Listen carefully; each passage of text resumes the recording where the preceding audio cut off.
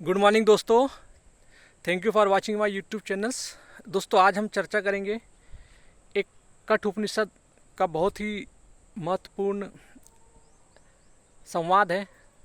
इस श्लोक के माध्यम से नचिकेता और यमाचार्य के बीच में, और जो ऋषि हमें ये श्लोक के माध्यम से हमें समझाना चाहते हैं कि मनुष्य अपने जीवन में जो चैन तलाशता है, क्योंकि हर आदमी पैदा होते ही बेचैनी में पैदा होता है, क्योंकि और हर आदमी को चैन चाहिए ज़िंदगी में। इसीलिए दोस्तों, हम बचपन से ही हम संसार की ओर भागते रहते हैं, यानी हम चैन को प्राप्त करने के लिए दुनिया की ओर दौड़ते रहते हैं। तो हमें ऋषि समझाते हैं, ऋषि ने हमें समझाया है कि जो अविद्या में रहने वाले और स्वयं को धीर और पंडित समझने वाले मूढ़ हमेशा इधर उधर भटकते हैं और ठोकरें खाते हैं, जैसे कोई अंधा किसी अंधे को चला रहा हो। तो दोस्तों, इसको हम समझते हैं कि ये जो अर्थ है इस श्लोक का ये भावार्थ है कि ऋषि हमसे क्या कहना चाहते हैं। दोस्तों, ऋषि हमसे अविद्या में जीने वाले व्यक्ति की बात करते हैं कि अविद्या में कौन से व्यक्ति जीते हैं। अभी अविद्या क्या होती है, हम इसको समझते हैं। तो दोस्तों, अविद्या मतलब अपने से यानी स्वयं से बाहर अपने चैन को ढूंढना अविद्या कहलाता है। यानी स्वयं से बाहर हम अपने वस्तुओं के तल पर जो चैन ढूंढते हैं उसको अविद्या कहते हैं।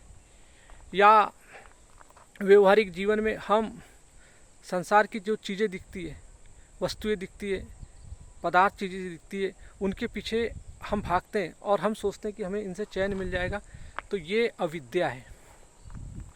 और कहना चाहिए हमारी जैसे इंद्रियों के माध्यम से, जैसे आँखों के माध्यम से हम किसी चीज़ को देखते हैं, कानों के माध्यम से हम किसी चीज़ को सुनते हैं, और मन के आधार पर हम कल्पना करते हैं या विचार करते हैं, और उसके आधार पर हम अपना परम या सत्य को, भगवान को स्थापित कर लेते हैं। ऐसा करना भी अविद्या ही है, क्योंकि हम अपने इंद्रियों के माध्यम से, अपने मन के माध्यम से उस परम तत्व को कैसे स्थापित कर सकते हैं। तो इसमें भी हम जो चैन ढूंढते हैं, ये इससे भी हमें कभी चैन नहीं मिलता। तो ये ढूंढना भी एक अविद्या ही कहलाती है। दोस्तों, इस प्रकार से जो हम जनरली संसार में जो अपने जीवन की मूल बेचैनी के लिए जो चैन तलाशते हैं, वो हमेशा उसको हम समझते हैं। तो इसके जनरली तीन तल होते हैं। पहला तल होता है जड़ता। जड़ मतलब वस्तुओं के आधार पे वस्तुओं में चैन ढूंढना। और दूसरी, इसको तीन कोटि के माध्यम से समझते हैं। तो पहली कोटि होती है कि जड़ता की, यानी जड़ता यानी वस्तुओं के आधार पे चैन ढूंढना। और दूसरा होता है कि चेतना के आधार पे, यानी चेतना मतलब व्यक्ति के आधार पे समझ सकते हैं उसको, कि किसी व्यक्ति से मिलकर उससे मिलकर चैन ढूंढना। और तीसरा तल होता है कल्पनाओं का या विभूता का या विचारों का तल।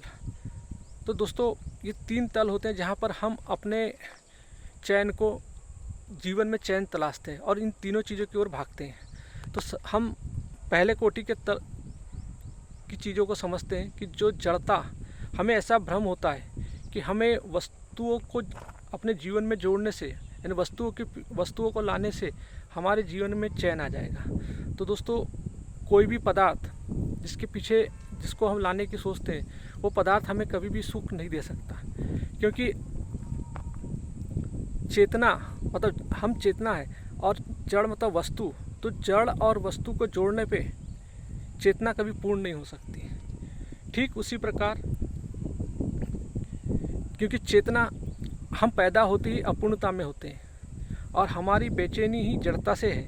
यानी हम पैदा ही, जो हमारी बेचैनी, रेस्टलेसनेस जो होती है, एक इनकम्प्लीटनेस होती है, वो हमारी जड़ता के कारण ही होती है। जड़ता मतलब जो उसके जो वर्च्यू जो होते हैं, जो गुण जो होते हैं, उसके कारण ही हमारे जीवन में बेचैनी होती है, चेतना की बेचैनी होती है कि वो जड़ता। अब ये बताइए कि हम पहले से ही जड़ता से परेशान हैं, और हम और जड़ता में और समस्या को जोड़ना चाहते तो हम कैसे चैन पा सकते हैं। तो दोस्तों, हम अपनी बेचैनी का इलाज उन पदार्थों में यानी अपनी चेतना में जड़ को जोड़ने से करते हैं, जिससे हमें कभी भी चैन नहीं मिल सकता। ऐसी जगह चैन ढूंढना ही अविद्या कहलाती है। तो दोस्तों, हम अपने जीवन में पदार्थों को जोड़ने से सोचते हैं कि चैन मिल जाएगा, जिससे हमें कभी चैन नहीं मिलता। तो दोस्तों, इस प्रकार से हम जैसे बहुत सारे पदार्थों को जोड़ते हैं, जैसे हवा, पानी, कपड़े, आकाश, इन सब चीज़ों को अपने जीवन में जोड़ते हैं। मैं इनकी बात नहीं कर रहा हूँ। हमारे पास एक ऐसा मटेरियल चीज़ होती है और हम एक मटेरियल चीज़ जो होती है वो हमेशा एक अनिवार्यता नियम बना देती है कि और एक दूसरे मटेरियल चीज़ को लाने पर सोचती है कि वो संतुष्ट हो जाएगी या उसको चैन मिल जाएगा। तो दोस्तों, आज हम एक विशेष पदार्थ की बात कर रहे हैं जो हमारे पास पहले से ही होता है, लेकिन वो पदार्थ बोलता है कि और कोई दूसरा पदार्थ आ जाए जिससे हमें चैन मिल जाएगा। तो दोस्तों, इसी प्रकार से हम उस विशेष पदार्थ की बात कर रहे हैं जो हमें अपने जीवन में चैन दे देगा। तो दोस्तों, जो मटेरियल को हम लाना चाहते हैं वो हमेशा अपने साथ और चार चीज़ों को, एक समस्या हमारे साथ पहले होती है, लेकिन जो मटेरियल को हम लाना चाहते हैं जीवन में वो खास तरीके का मटेरियल होता है कि उसको लाने से हमारे जीवन में और चार समस्याएं बढ़ जाती है। और जब वो हमारे जीवन में आ जाती है तो वो चार समस्या कहती है कि और आप बाहरों से चीज़ों को ले आइए तो आपको चैन मिल जाएगा। तो वो एक पूरा ग्रुप ऑफ पदार्थ कहना चाहिए, वस्तुएं इकट्ठा करने लगती है ताकि उसको चैन मिल जाए। दोस्तों, इससे भी उसे चैन नहीं मिलता। दोस्तों, एक बिल्ली की कहानी है, शायद आपने सुनी होगी कि एक बाबा जी रहते हैं और बाबा जी अपने आश्रम में हमेशा रह के गाँव वालों को शिक्षा दिया करते हैं आध्यात्म की, धर्म के बारे में, और लोगों को धर्म के लिए प्रेरणा देते हैं। दोस्तों, एक दिन क्या होता है कि बाबा जी अकेले रहते हैं घर में। एक बिल्ली बाबा जी के यहाँ आकर म्याऊ म्याऊ करने लगती है। तो यानी उसको भूख प्यास लगी रहती है और वो थोड़ा सा अपना अभिव्यक्ति करती है वो कुछ दूध वूध पीने के लिए। तो जो ऋषि, जो बाबा जी रहते हैं, वो सोचते हैं कि ये बिल्ली प्यासी है, तो बाबा जी को दया आ जाती है। तो बाबा जी उसके लिए दूध का इंतज़ाम करते हैं और उसके दूध उसको बांध के यानी उसके लिए शहर जाते हैं, गांव जाते हैं, गांव से फिर दूध इकट्ठा करते हैं और दूध लाते हैं और उस बिल्ली को दूध पिलाते हैं। अब वो बिल्ली दिन व दिन थोड़ी सी बढ़ते जाती है। तो जो बाबा जी थे रोज़ जाते हैं, तो पहले उनको छोटी सी चीज़ों में दूध मिल जाता था, अब उनको वो बिल्ली जैसे बड़ी हो रही है, उसकी खुराक बढ़ते जा रही, तो और उसको दूध ज़्यादा चाहिए। तो गांव वालों ने देखा कि बाबा जी तो रोज़ दूध के लिए आते हैं, तो बाबा जी से पूछते हैं, बाबा जी दूध किसके लिए ले जा रहे हो? तो बाबा जी बोलते हैं कि एक बिल्ली पाला हूँ और उसको रोज़ दूध चाहिए। अच्छा। तो लोग, दया आती है लोगों को कि बोले बाबा जी परेशान है। तो एक उनका शिष्य रहता है, तो वो बोलते हैं कि बाबा जी अब एक काम कीजिए, ये गाय को अपने यहाँ ले जाइए और वहीं से आप इसका दूध निकाल लीजिएगा और बिल्ली को पिलाइएगा। तो बाबा जी बोलते हैं ठीक है। बाबा जी गाय को भी अपने आश्रम में ले आते हैं। अब फिर गाय की भी सेवा करने लगते हैं, गाय के लिए भी चारा वारा, फिर गाय को चारा खिलाते हैं जिससे दूध निकालते हैं, फिर बिल्ली को पिलाते हैं। अब होता क्या है कि बाबा जी रोज़ लोगों से, मतलब अपने आश्रम में लोगों को ज्ञान दिया करते थे, धर्म की चर्चा की जाते थे, सभाएं लगती थी। अब बाबा जी इतने व्यस्त हो गए कि उनका जो शाम को जो भजन, मतलब जो सत्संग होता था, वो सत्संग ही नहीं होता था। तो गांव से उनकी एक शिष्या थी आई, तो बाबा जी से पूछा, बाबा जी आजकल तो आप बहुत बिजी रहते हैं। तो बाबा जी कहते हैं क्या करूं बेटा, एक बिल्ली है, बिल्ली प्यासी थी, उसकी प्यास बुझाने के लिए मैंने दूध लेने गया तो लोगों ने गाय दे दिया। अब गाय आई तो अब गाय की भी सेवा कर रहा हूँ ताकि गाय को कुछ खिलाओ पिलाओ तो ये बिल्ली के लिए दूध दे। तो उनके शिष्या बाबा जी के ऊपर थोड़ी दया आ जाती है। तो शिष्या बोलती, बाबा जी एक काम कीजिए, ये सब काम मैं कर दूंगी, अब आप अपना आप अपना जो बाबा जी वाला काम है वो करिए। ऐसे करके शिष्या भी वहीं रह जाती है। तो बाबा जी बोलते ठीक है। तो दोस्तों इस तरीके से उनकी शिष्या भी वहीं रहने लगती है। अब इस घटना को निरंतर होते होते 3 साल 4 साल हो जाते हैं। अब एक व्यक्ति उसी गांव का कहीं बाहर कमाने जाता है, और जब वो रिटर्न आता है तो देखता है कि अरे नहीं, बोले बाबा जी, चलो गांव में जाते जाते पहले बाबा जी से मैं मेल मुलाप कर लूँ, बाबा जी से कुछ आशीर्वाद ले लूँ।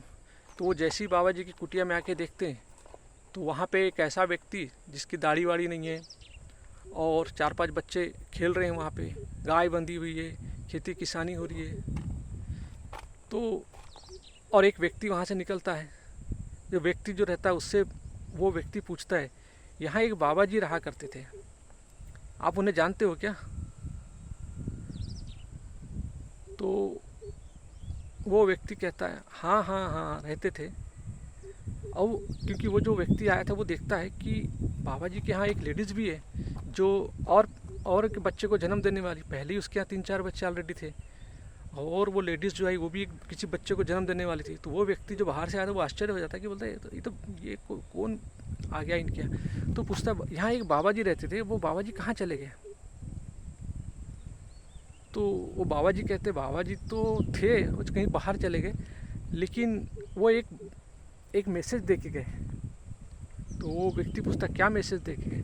वो एक मैसेज दे के गए हैं कि बिल्ली कभी मत पालना। तो दोस्तों एक कहानी से तात्पर्य ये मिलता है कि जब हम किसी एक वस्तु के लिए जाते हैं, हम बिल्ली के दूध के लिए गए थे, लेकिन बिल्ली के दूध के साथ आज पूरा बाबा जी का कुनबा ही पूरा आ जाता है। बाबा जी की सब धर्म मुक्ति की यात्रा सब उस संसार की, मतलब एक चीज़ के पीछे 50 चीज़ आके जुड़ जाती है।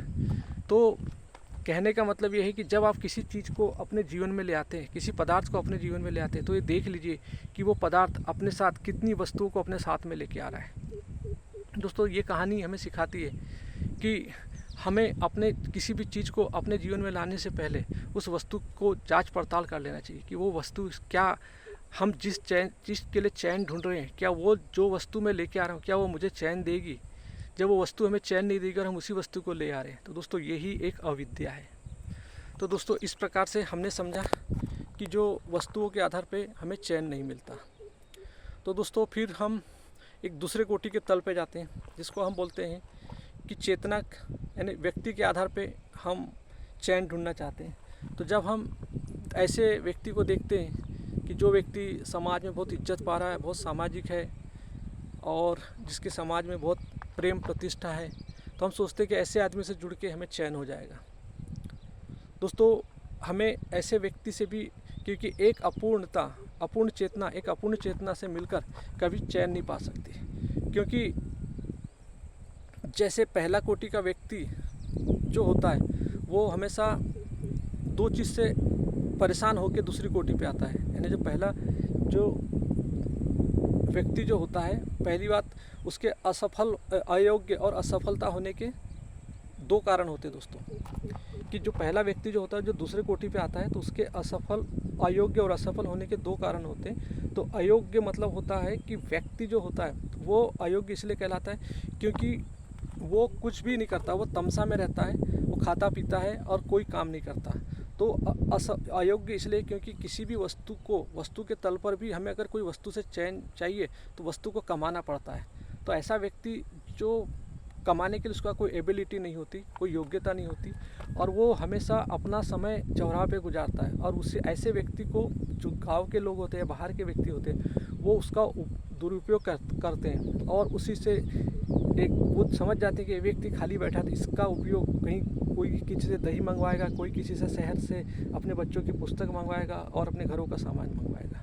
तो इस प्रकार के व्यक्ति निकम्मे होते हैं जो घर में बैठकर सिर्फ और सिर्फ लोगों की सेवा करते हैं और इसी में वो चैन ढूंढते हैं। और दोस्तों दूसरे तल के व्यक्ति वो होते हैं जो असफल व्यक्ति होते हैं। असफल व्यक्ति वे होते हैं जो अपने जीवन में बहुत सारी भौतिक वस्तुओं को कमाते हैं और बहुत सारी भौतिक वस्तुएं आने के बावजूद भी उन्हें चैन नहीं मिलता।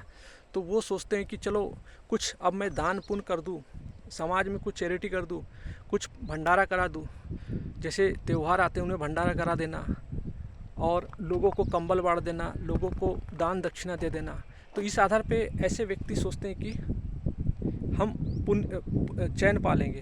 तो ये ऐसे व्यक्ति भी अपने जीवन में असफल होते हैं और ऐसी जगह अपने चैन को ढूंढते हैं जहाँ इसे ही अविद्या कहते हैं। तो दोस्तों, ये जो दूसरे तल का भी जो व्यक्ति है, ये हमेशा व्यक्ति को कभी यानी अपूर्ण चेतना को कभी भी चैन नहीं दे सकती। तो दोस्तों, हमने पहली कोटि को समझा कि जड़ में चेतन जोड़ने से कभी चैन नहीं मिल सकता, और दूसरी चीज़, एक अपूर्ण व्यक्ति को कभी चैन नहीं दे सकता।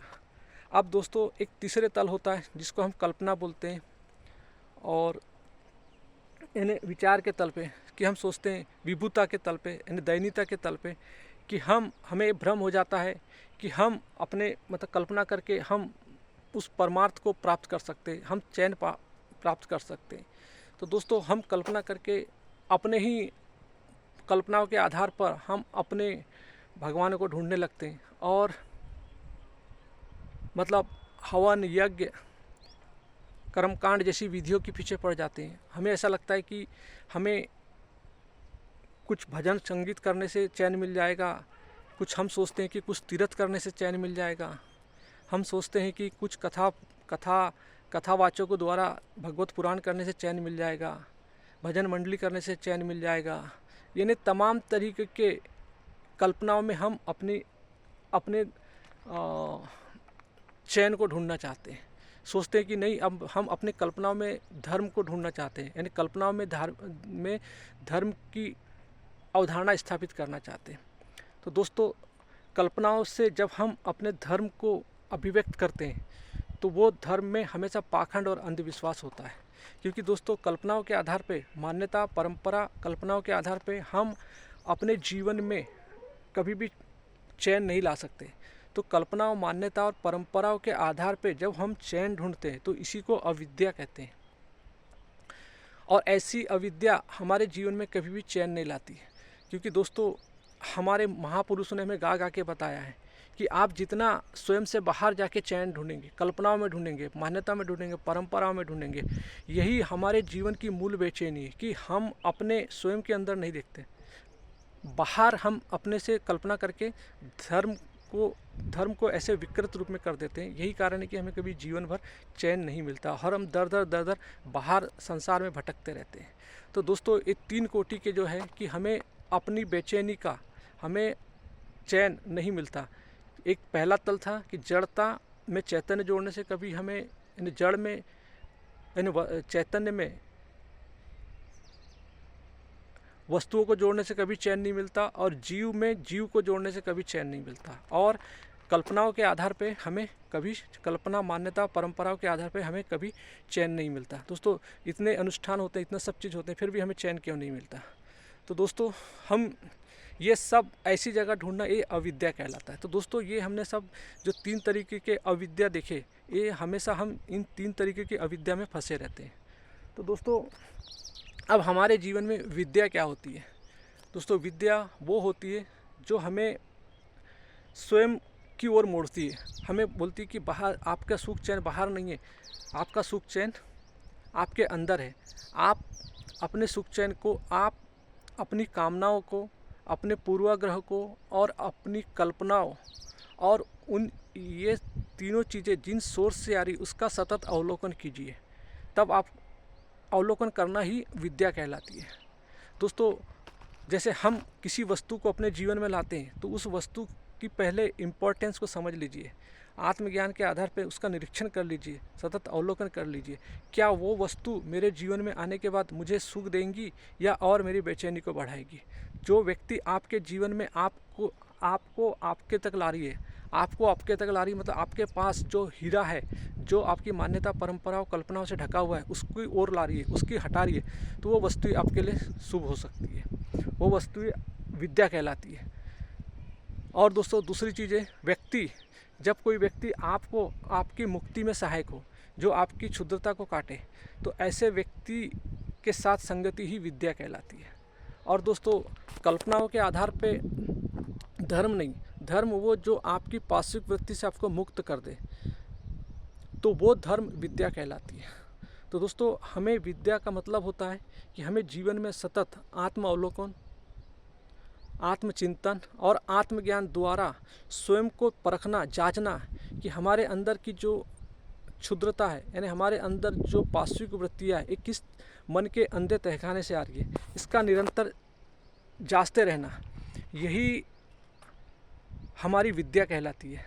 हमारी यानी हमारी जितने भी जो डिज़ायर है, यानी हमारी जो इच्छाएं हैं, हमारी जो पूर्वाग्रह है, यानी प्रीजुडिस, यानी डिज़ायर, प्रीजुडिस और अजप्शंस, मान्यता और कल्पना हमारे मन के किस अंधे तहखाने से आ रही है, उसकी जांच करना, यानी उसके प्रति जिज्ञासा करना कि ये जिस तल से आ रही मैं इसको जानूंगा और उसके आधार पे ही मैं किसी चीज़ को अपने जीवन में ऐड करूंगा, ताकि क्योंकि चीज़ों को जोड़ने से मुझे हमेशा अननेसेसरी, यदि मैंने विदाउट इन्वेस्टिगेशन के यदि किसी चीज़ को अपने से जोड़ लिया तो ये मुझे दुखी देंगे। तो दोस्तों, चैन पाने के लिए होता है कि जिज्ञासा प्रतिपल करनी पड़ती है कि हम जिस तल पे, इस तल से बेहतर होना ही विद्या कहलाती है। यानी जीवन में सतत अवलोकन, सतत निरंतर इसको बोलते हैं कंटिन्यूस अवलोकन, कंटिन्यूस ऑब्जर्वेशन, ये हमारे लिए विद्या कहलाती है कि जीवन में निरंतर बेहतर होना, थोड़ा थोड़ा बेहतर होना और जीवन में अपनी कामनाओं को और उच्चतम शिखर पर ले जाना। क्योंकि दोस्तों, कामनाओं को बेहतर बनाना मतलब हमने जो कल कल्पना की थी, जो कामना की थी, आज उसी कामना से पूछिए कि वो जो कामना हमने अपने जीवन में लाया था, वो कामना हमें अपना बेहतर बना रही है या हमें और उससे नीचे गिरा रही है। यदि जो कामना आपके जीवन में आपको उच्चतम शिखर की ओर ले जा रही है, तो दोस्तों वो कामनाएं आपके लिए अच्छी हो सकती है। इसीलिए उच्चतम कामना ही निष्कामता की ओर बढ़ती है। तो आई थिंक दोस्तों, आपको समझ आया होगा कि ज़िंदगी में यदि लाइफ में हमें सुखी रहना है तो दोस्तों इन 3 तलों से, हमें 3 अविद्याओं से हमेशा बच के रहिए। इनका अवलोकन कीजिए, आत्मचिंतन कीजिए, आत्मज्ञान प्राप्त कीजिए। आई थिंक दोस्तों, आपको समझ आया हो। यदि आपको ये आज का संवाद, यम और नचिकेता का संवाद यदि अच्छा लगा तो इसको फॉरवर्ड कर दीजिए, ताकि और लोगों के जीवन में एक आध्यात्मिक परिवर्तन आए और उनके जीवन में सत्य के प्रति जिज्ञासा बढ़े और वे अद्वैत शांति को प्राप्त करें, द्वैत के शांति से हटकर अद्वैत की शांति में प्राप्त करें। थैंक यू दोस्तों, हैव ए नाइस डे।